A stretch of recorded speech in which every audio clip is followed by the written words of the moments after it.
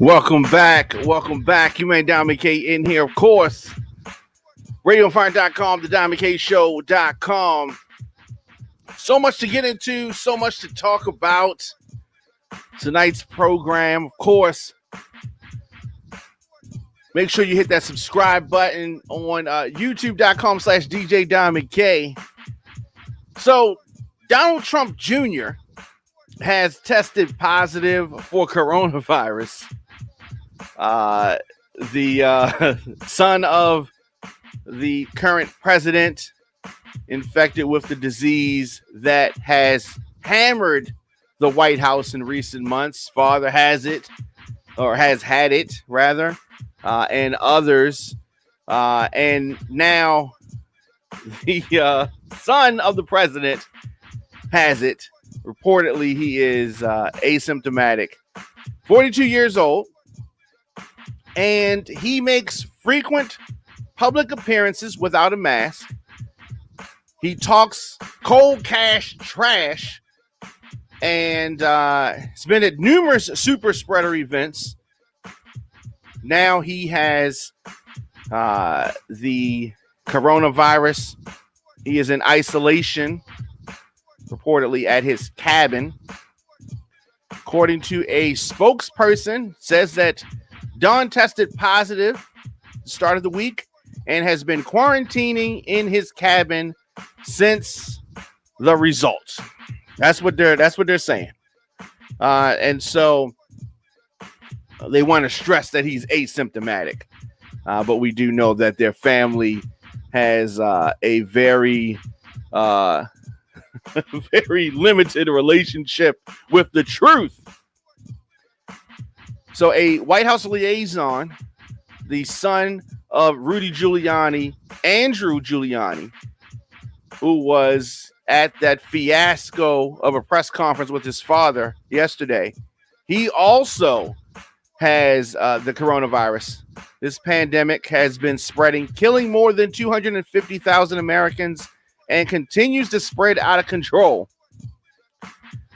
So Donald Trump Jr., the latest White House, latest frequent person in the White House. So Don Jr. and Andrew Giuliani, son of Rudy Giuliani, both coronavirus. Now, I want them to get well and all that kind of stuff. But this pandemic is out of control, and it's been out of control. You man, Diamond K, stay tuned.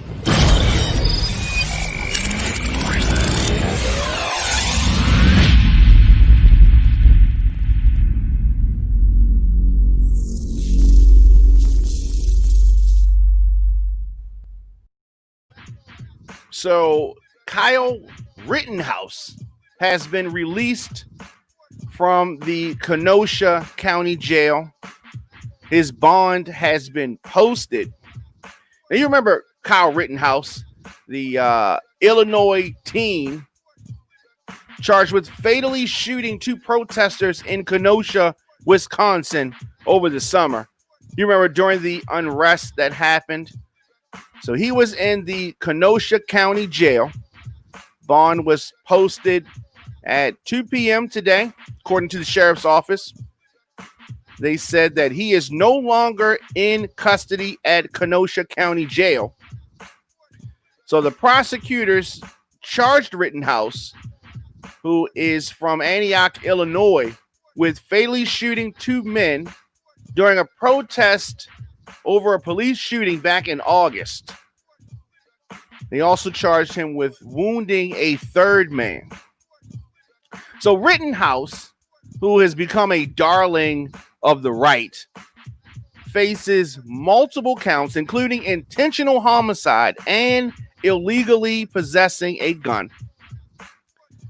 His attorneys claim he was acting in self-defense, right? So let's keep in mind he's a teenager. He's from Illinois, and he's in Kenosha doing some stuff that he wasn't supposed to be doing, possessing a gun and he wasn't supposed to have. So the case has been, as I said, a rallying point for Republicans and conservatives who are upset over the destruction of property that happened during protests across the country this year. So these conservatives never get mad at the reason for the protest. They get mad at things that happened during the protest, never get to the source of the problem, going around in circles. But Rittenhouse turned himself in to the police in Antioch the morning after the shootings. And the police were just, they were so nice to him. And this guy walking to them with a weapon, that wasn't a threat to them. That wasn't a threat to them. It's unarmed black people that are the threat. But an armed white teenager illegally possessing a gun, they didn't feel threatened by that at all. Rittenhouse was later extradited to Wisconsin, and his bail was set at $2 million. So this Rittenhouse character is actually doing interviews. He did one earlier this week with the Washington Post, and that's where he revealed that the gun he used in the shooting, check this out, was purchased using money he received from an unemployment check during this coronavirus pandemic. Rittenhouse, 17 years old, could not legally purchase a weapon himself, so he got a friend, an older friend, to buy it for him. He admits this. It's also in the police report.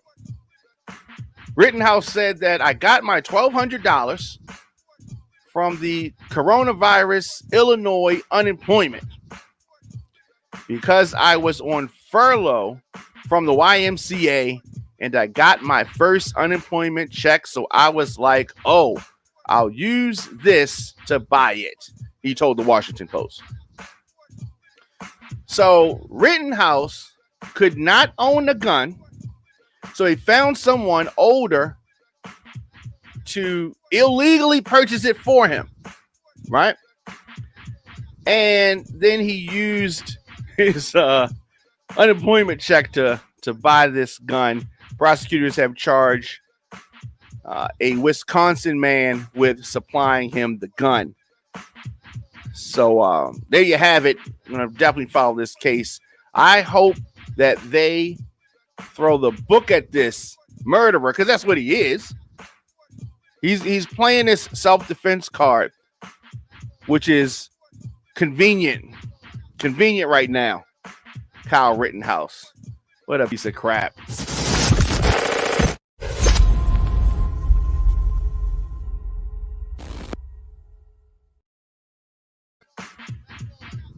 What's going on? It's your man Diamond K in here at the Diamond K Show at Radio on Fire. Subscribe to us on youtube.com/DJ Diamond K. So Maryland breaks the record for single day confirmed coronavirus cases.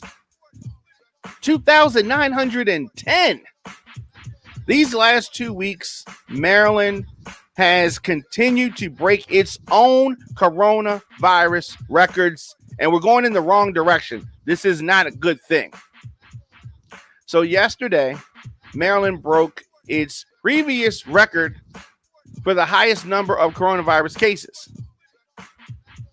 Maryland recorded a 2,910 additional cases, bringing the overall total to 174,733 confirmed COVID-19 cases. Yesterday also showed that hospitalizations remained over 1,000 for the second consecutive day, and that the positivity rate increased to 7.19%. What is going on, Maryland? We got to get this together.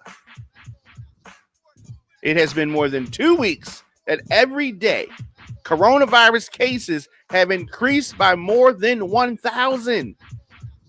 3 of those days, it increased by more than 2,000 cases. Now, this recent trend caused Maryland Governor Larry Hogan to restore some previous coronavirus restrictions. And I mean, his hands were tied. What else could he do? Some people are still upset about that. We have to get this under control, and that involves some discipline and mask wearing and separation. That's all. We got it down before we can do it again. Come on, Maryland. You know what it is.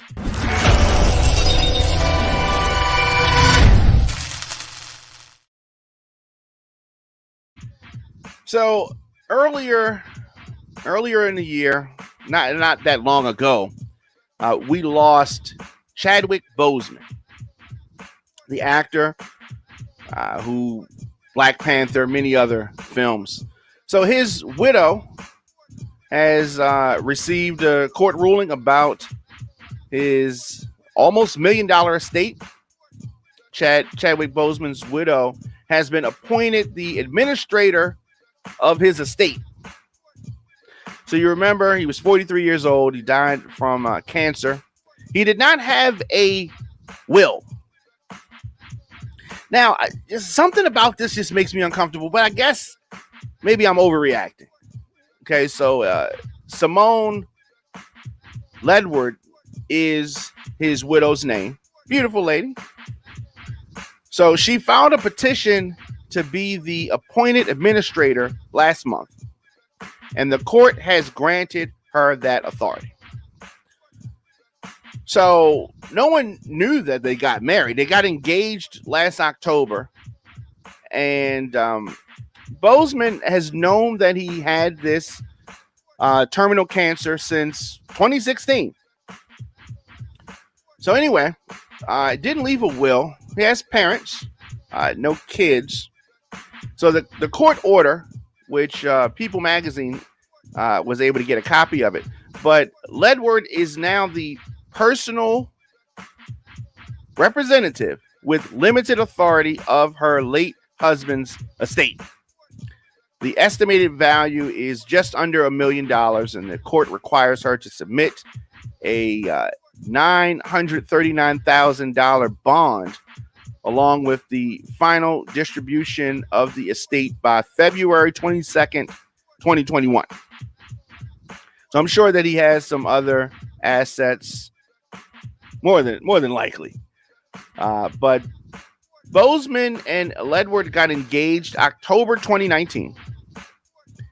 And a post that announced the actor's passing in August confirmed that they got married at some point before his death. Stated that he died in his home with his wife and family by his side. Nobody knew he got married. That's the part that just has me like, was he in his best mind? Those kind of things. Maybe he did this to protect her. Maybe he wanted her to have this. But if he was in the sound mind to do that, why did he leave a will? No. Yeah, I can't think for him. It's hard for me to understand what was going through his mind, and maybe I'm overthinking this and Monday morning quarterbacking. So the full statement read, this was the full statement. It is with immeasurable grief that we confirm the passing of Chadwick Boseman. Chadwick was diagnosed with stage 3 colon cancer in 2016 and battled with it these last 4 years as it progressed to stage 4. A true fighter, Chadwick persevered through it all and brought you many of the films you have come to love so much. Yeah, so I mean that was the statement at the time. He died without a will, and seemingly he protected her by doing this. So she is the administrator. It just seems odd to me that he was diagnosed with this colon cancer 4 years ago. Knew that it was terminal. That puts his marriage to Taylor, who he reportedly dated since 2015, in a new light. They've been dating all along. Why'd they get married just towards the end of his life? Guess we'll never know the answer to that. Just wanted to put that out there with all that's going on with regards to the Dr. Dre situation. It made me think about it. So Dr. Dre is threatening to call the wedding guests as witnesses in his nasty divorce battle. We'll talk about it right after this.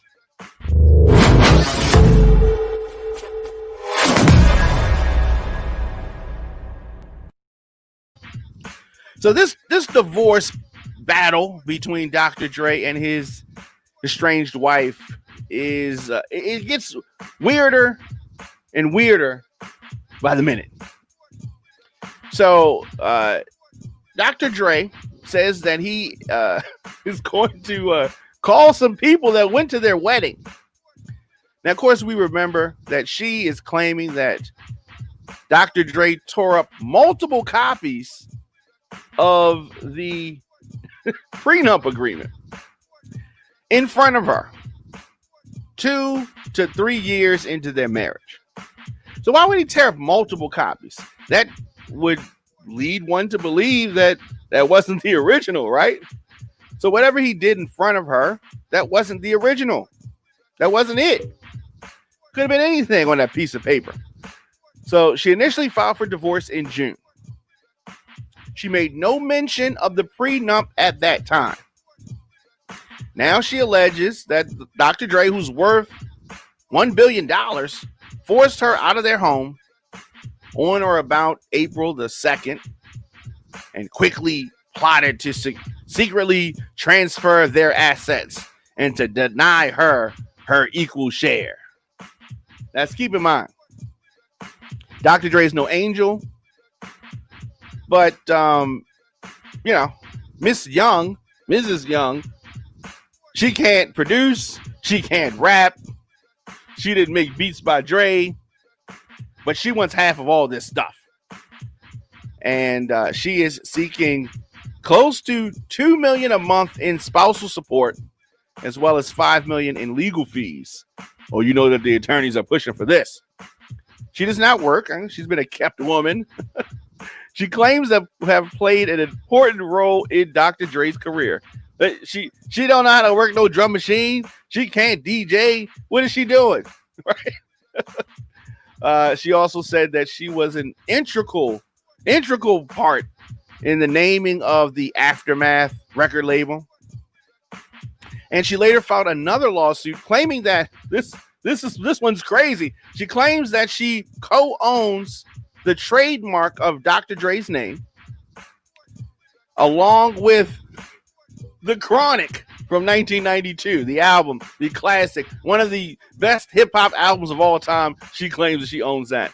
They have 2 kids together, a 23-year-old son and a 19-year-old daughter. So, it's been ugly. It's been ugly. So the part that is really confusing is this. Why, you may ask, why is Dr. Dre threatening to have the people who witnessed their wedding, why is he threatening to call these guests as witnesses, and what could they bring?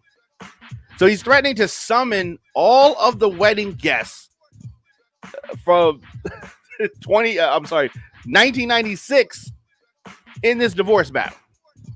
So they split up earlier this year. We talked about that. They got married in some secret ceremony in Hawaii in 96. And though as little is known about this wedding, the prenups, the nuptials, who was in attendance, we don't know any of this stuff. But it appears that there were 15 to 20 guests, and the 55-year-old music mogul may ask them to help prove he did not coerce his estranged wife into signing the prenup. So she has claimed that she was told to sign the document prior to the wedding, but that Dre tore it up later in a romantic gesture of love. So I guess they're trying to say that she was forced to sign it that day on the spot, and maybe some people, Dr. Dre saying that people can witness that she was not under any duress. Dre said he would like to identify by name and most current known address and telephone numbers all of the people who attended their wedding, because they were, or they are, potential witnesses regarding her claim of duress, that she was allegedly pressured into signing the agreement. So it is interesting. She's saying that he demanded she sign a prenup agreement prior to the wedding, and she was left with no option but to unwillingly sign. She says, I was extremely reluctant, resistant, and afraid to sign the agreement, and I felt backed into a corner. She's going to try. Is she going to try to Me Too this? What? He had power over her? Come on now. I don't even understand why this is going on like this.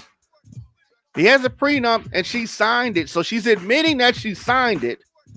Then she comes up with some foolishness like he ripped it up. Doesn't make sense to me. Let me know your thoughts in the comment section. Instagram, Facebook, Twitter, LinkedIn, TikTok, at The Diamond K Show, at Radio on Fire. Go to the comment section real quick. Okay, so it says, watching your video on Aaliyah right now, it's pretty good. A lot of people were biased and ignorant in the comments, though. Absolutely. I remember that episode. I definitely got I definitely ruffled some people's feathers with that one, talking about Aaliyah. And I stand by what I said. Definitely check that one out. But that definitely ruffled some people's feathers. I haven't checked the comment sections in quite some time. But some people were, some Aaliyah fans were upset with me. I don't know if they were upset with R. Kelly for marrying her, but they were upset when she was 15. But they were upset with me for critiquing her. Okay. Definitely. I will be back here tomorrow, 12 noon, in the mix. Saturday and Sunday in the mix, and 7 p.m. For the Best of the Diamond K Show. Also Saturday and Sunday. So it's been a blast. And definitely people hit me up all the time. Instagram, Facebook, Twitter, LinkedIn, TikTok, at The Diamond K Show, at Radio on Fire. Make sure you subscribe on youtube.com/DJ Diamond K. I will see you guys 12 noon tomorrow.